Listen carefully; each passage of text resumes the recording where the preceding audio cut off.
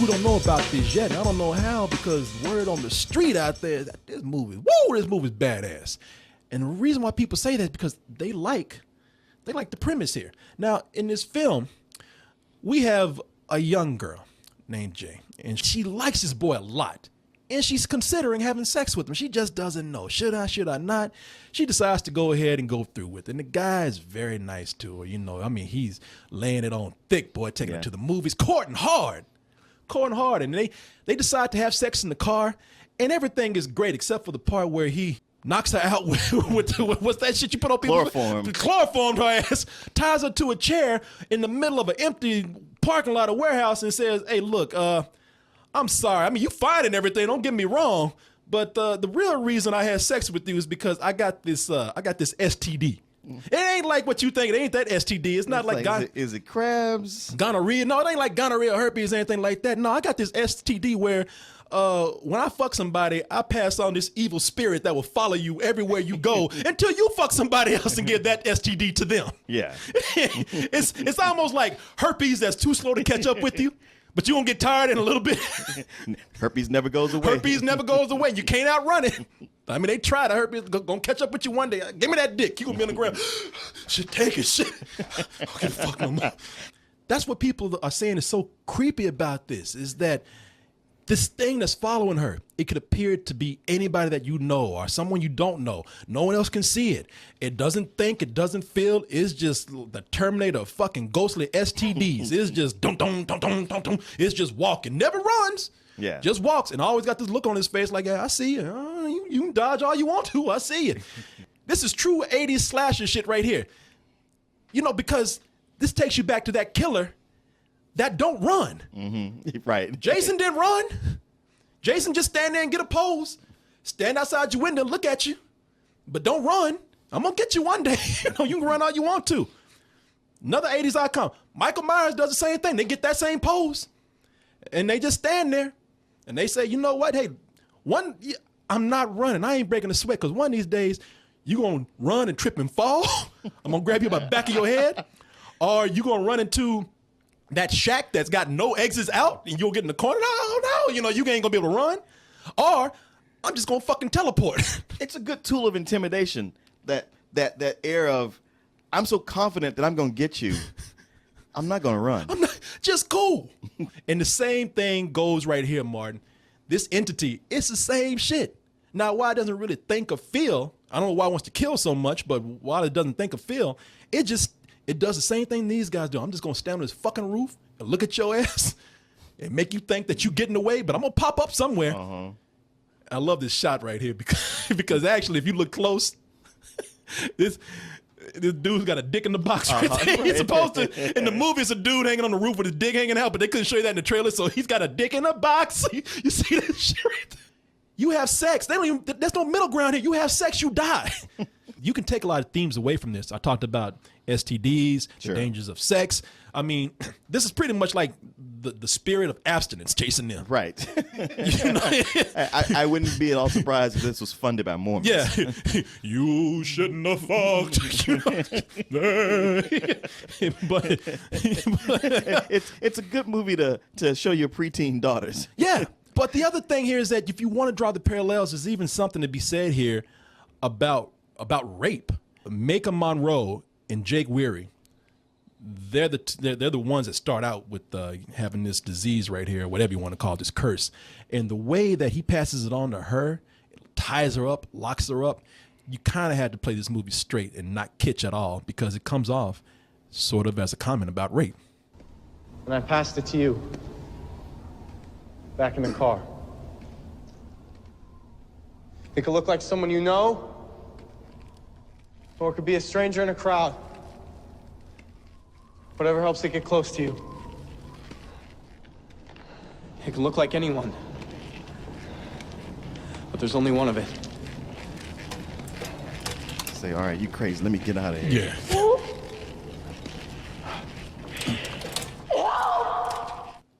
I'll beat that motherfucker's ass. It's like, you could have just given me HIV like a normal person. Yeah. You gave me a ghost. And furthermore, this is one thing in the movie that I don't think anybody thought through. If that motherfucker did that to me, I woke up after being chloroform tied to a chair. You talking about you gave me a case of ghost STD? I said, man, you ain't got to worry about that ghost because I'm coming after your ass. Right. We going down the fucking together, man. Shit, you didn't think about that, did you? That was one of those things where when he chloroformed her, like after they had sex, when you like, I think you're doing this backwards, my friend. Yeah. Like, what are you doing? Yeah. The deserted towns in here and all these empty houses, it lends itself to a real feeling of dread in here, man. Well, is that feeling of like, haven't these people been put upon enough? Like, don't they have enough poverty and hardship going? I mean, this has to come on top of all that. I know. These motherfuckers, man, they are broke. Shit, Yeah. When the movie starts out, this girl is swimming in a dirty pool with leaves and shit in there. You know what I mean? Look at that shit. I mean, you know, that's probably not even her pool. She probably in somebody's abandoned backyard or something. They are broke, man. And that's and Martin is right. You know, these people, they got enough going on. I mean, it's almost like Charlie Brown. The parents ain't even around. Right. So it lends itself to that sense of dread right there.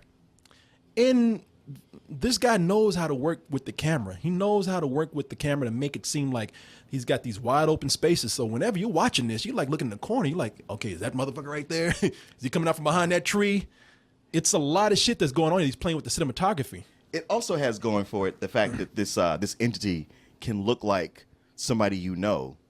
So even like, okay, one thing I really liked is that it doesn't take long for her friends to believe her, because usually you spend a lot of time with a movie like this where everybody's doubting. Yeah, And you got to get everybody on board. Yeah. So it doesn't take a lot of time for that.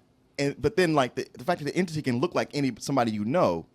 So you're looking at all your friends checking them, but like, okay, is that my friend or is this that thing? Yeah, and the director here, I believe, is his name is Robert Mitchell, and his cinematographer is Mike Giolakis. It's some Greek name or something, I can't say it, but the cinematography on here is one of the few times I actually named the cinematographer's name, because this is one of the times that cinematography lends itself to the horror of the movie or the tension of the film, because you always back and you're always scared, like, okay, man, you need to zoom in or something. This space is too wide. I'm too busy looking to see what this fool's gonna jump out of right here. But that's the thing that this movie, I think this is what a lot of people are crazy about with this film. There's not a whole lot of jump scares here. This is not a found footage film. It's not playing on any kind of trends. It goes back to doing that old fashioned stuff of relying on cinematography, playing with the environments, playing with shadow, in some places playing with noise. This is a person who was a craftsman with trying to scare people instead of being cheap. There's a lot here to respect in this film. I want to get all that out the way because everybody's talking about how great this movie is. And I don't want anybody to think I'm being different. I read somebody the other day, and I don't even know what this fucking means. Somebody said, man, I remember when they just used to watch movies. The fuck does that mean? What does that even mean? What is I gotta watch the movie to make an opinion. You know, you might want to elaborate on that shit. What the fuck are you trying to do that shit, man? I remember y'all before y'all sold out to the man. That kind of shit. What the fuck are you saying? I like movies, but this movie is flawed. I have to say these things that I saw because otherwise I feel like I'm just trying to, you know, say what everybody else is saying, to be like everybody else. And I'm not trying to criticize this movie unjustly, but this is like mumblecore for horror, man. Okay. Your two leads here that I showed you in the clip before, okay, they're great because they're terrified. They're the ones that have the ghost coming after them. But the other friends, they're like, I got the spirit chasing me. And I'm like, wow, we should really help her out. I'm like, okay, man. You know, I mean, there are parts in here where, like I said, the guy who's the lead, he's great. He starts out genuinely terrified.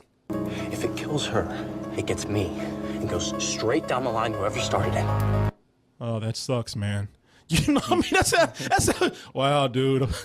Sucks to be you. And that's how everybody kind of reacts to this. In some places, it's like, all right, I don't know if this is the tone that you want to set with this, or some of these people, can they not even act? And look, don't get me wrong, Martin. I'll say this much. I can get people, not everybody being scared, because I know there's a couple of guys in this movie. One of them's right there. They like, shit, man, you know, I've been trying to fuck this chick for about a year. You know, Yeah. shit. You know, if I gotta. That's the thing with the other guys in the movie. Like, They're like, no, I believe there's a ghost, but I'm trying to parlor this into a way to get into her pants. Man. And I think I might have it worked none out. of these dudes are scared in this movie. All the girls are just kind of like, oh my God, we gotta help you. The guy's like, yeah, well, you know, I can help you out with that ghost if you like. You know, shit, you know, if I got. Oh, well, all you gotta do is fuck somebody to fix this. Hey, I got you right here. What, you got an evil spirit that chase, man? They got a clinic down the street that can take care of that shit. I don't give a fuck. You know what? I'll go ahead and take the ghost. Yeah. Oh, you know, the last thing I will say about this, man, is that I thought it got to a point where even the entity or the creature, whatever it is itself, I thought it got kind of silly. And this is just me. I thought it worked better when it worked on a more psychological level. Mm-hmm.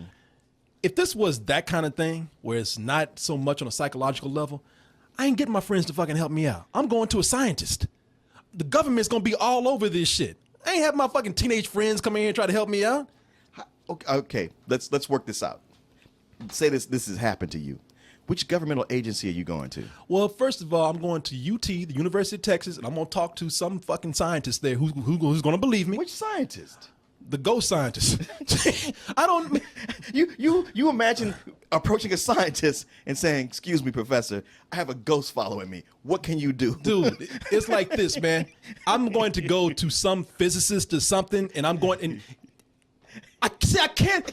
There's no actual Ghostbusters. You know that, right? This is not Ghostbusters. I'm being completely scientific with this, but I can't do it. Now I'm looking fucking stupid right here because if I tell you the reasoning behind it, then I'm going to be ruining the movie. Okay. And the thing is, there's a point where you can physically have this creature appear to people. Yes. And I'm thinking, if that's the point, Martin, if I can show that there's something following me, whether it's a ghost or a creature, I ain't Scooby-Doo. You're going to rig up something to where paint is going to drop down on him. If that's what it needs to be, yeah. So I can say, see? Yeah. He's coming to the door right now. I'm gonna home alone that fucking ghost, man. I have nothing but respect for this movie. I really do. Those flaws that I see in there, I can't really get past. So I'm not buying into the hype that is out there with everyone, but I give this an extremely high matinee. Because, like I said, this is old-fashioned horror, but not presented in a way that most young people would make a movie like this, and that's to say, hey, look how much I love this genre and this era of genre making from a long time ago. They're not doing that here. This is a person who's actually got their own vision while being able to pay respect to something they love, and I respect that. Absolutely. I give it a full price. I mean, I don't come across hardly any horror movies I like. I mean, I was like, wow, the Babadook was a big something different for me. Usually the other movies I'm like, well, I guess I will like this one in as much as I didn't hate it. But this, I was like, wow, I genuinely enjoyed this. Even working as a mumblecore movie, all the different things about it. It's just something different and effective, and all the more impressive by how small the budget was. If I had anything that was a problem, was that I didn't quite get the end, and I rewound it, going like, wait a minute, what am I? Last thing I'm gonna do, Martin, I ain't coming to you. I'm going to the proper authorities to try to help me out with this shit. Well, if people yeah. can see this shit, I'm not coming to you. You can't help me, man. And I sure ain't gonna fuck you to pass it off to you, so you know. But I would think, especially in an abandoned town like that, you would see, you and I do this every day. Hey, you're not gonna miss the show. I don't care if a ghost is chasing you or not. You're not gonna miss one of these shows. Oh, I know, hell no.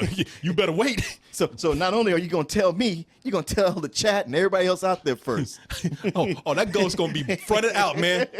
Hey, come here, man. No, you can kill me, but just sit down right there. Yeah. Sit down. All right, get the mic close to your mouth. Yeah. Come on. Hey, people, we got a ghost on the show today. How you doing, man? Well, you gonna kill me? Ain't that crazy? Now, that would be a horror movie right there. If I had something, they said, man, the only way to keep this ghost Is to stay on the air. No, well, I can do that. You can do that. No, they said the only way to get this ghost off your ass. I hate to tell you this, brother, but you gotta fuck Martin. Oh, you gonna die. Tell that. That's what I'm doing. Yeah, you goddamn right. I'm gonna die. I'm gonna tell that ghost, hey, you might as well take me now. No, distract him, man. Hey, Martin, is that $1 down there? Where? Does dry humping count? Let's just say you're gonna die either way.